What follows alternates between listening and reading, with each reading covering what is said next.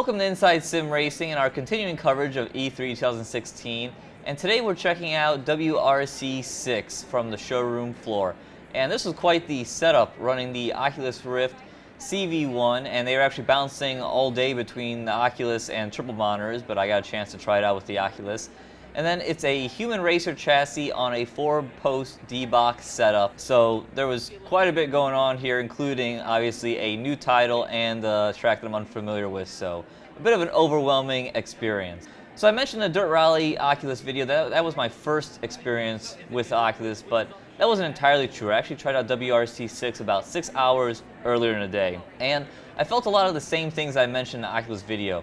It was pretty natural to jump in and drive like I always do with monitors. I also had a little bit of the lightheaded feeling that I had while running Dirt Rally, and I was also surprised by the lack of resolution, even though I will say the resolution between WRC 6 and Dirt Rally were pretty much the same. Also had that tunnel feeling effect that I had from the Dirt Rally video, but I will say the tunnel effect wasn't quite as bad in WRC 6, and it appears like that's due to I was wearing contacts when I drove WRC 6, but I was in glasses when I was running in Dirt Rally. And shout out to VR Guru Gamer Muscle for explaining why that occurs in the comment section of the Dirt Rally video. As for WRC 6 itself, it felt better than WRC 5 did right out of the box. The dirt was definitely a bit slicker than I was anticipating, which is why I'm doing a whole bunch of hand movements trying to catch the cars that carry too much speed. But overall, it wasn't bad. And I also quite liked the transition from dirt to asphalt. That felt pretty natural, and the asphalt actually felt a little bit better than the dirt, even though I only had a real short stretch of it on this circuit. The force feedback was on the lighter side, and the feedback from just what's happening on screen transferring to you was definitely down from Dirt Rally, and I think that resulted probably most of all in me really swatting flies and struggling to keep the car pointed in the right direction because I just wasn't fully sure what the car was doing. And while the motion looks like I'm bouncing around quite a bit, in real time it actually felt like I was on a nice boat ride. It just wasn't intense enough. It was just kind of nicely moving me back and forth.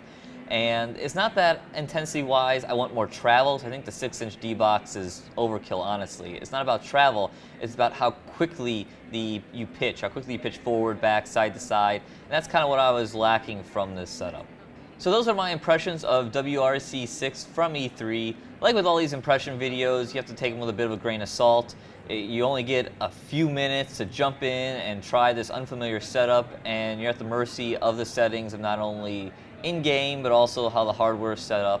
And in the future, we'll definitely get all these titles and bring them in-house and test them on all familiar hardware and get to play with the settings and really dive deep to let you know how good or how bad these titles actually are.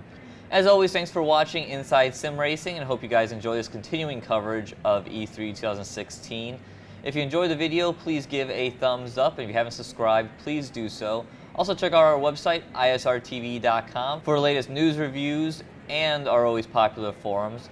Also, check out the Amazon affiliate link we have in the description below. Just click on it and shop through Amazon like you always do, and it doesn't cost you a thing, and we get a little bit of a kickback. So for John Sable, thanks for watching Inside Sim Racing. See you guys next time. What'd you think of it? Oh, that was my first experience with the Oculus. Yeah, did you like it? Don't know. Okay.